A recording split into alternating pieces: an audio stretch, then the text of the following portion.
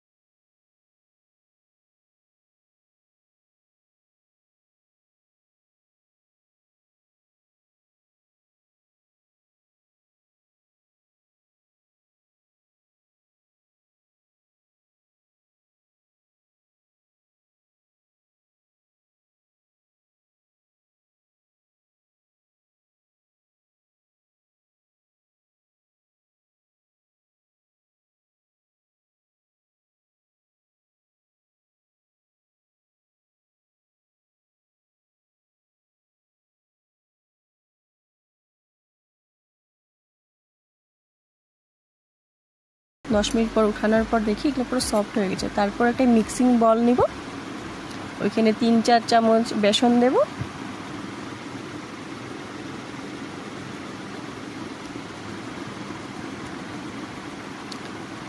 সেখানে সেম হলুদ আর নুনটা বুঝে দেব। বেশি একটা দিলে ভালো লাগবে না, তার জন্য অল্প অল্পই দেব। নুন কম হলেও আপত্তি নেই, নিয়ে খাওয়া যায়, বেশি হলেই দিকদারি না। হলুদ দিয়ে, কালো জিরা দিয়ে, অল্প অল্প জল দিয়ে মিক্স করে নেব।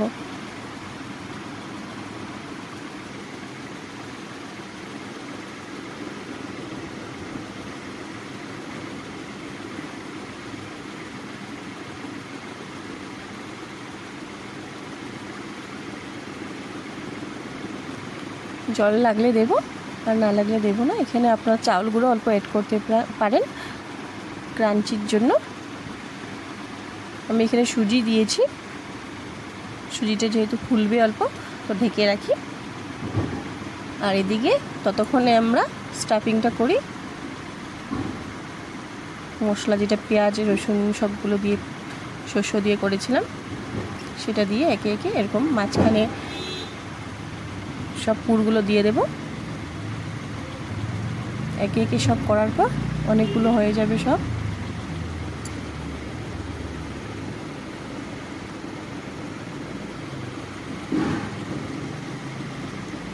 এখানে অনেকগুলো হয়ে গেছে। আপনারা কে কোথা থেকে আমার ভিডিওটা দেখছেন আমাকে জানাবেন, আমার ভালো লাগে জানতে চাইলে।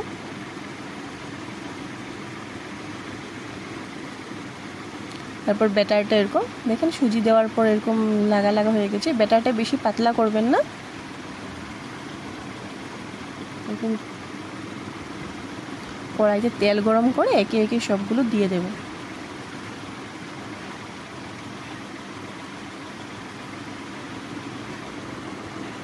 অল্প হতে দেব, এক সাইড হলে আরেক সাইড উল্টে নেব।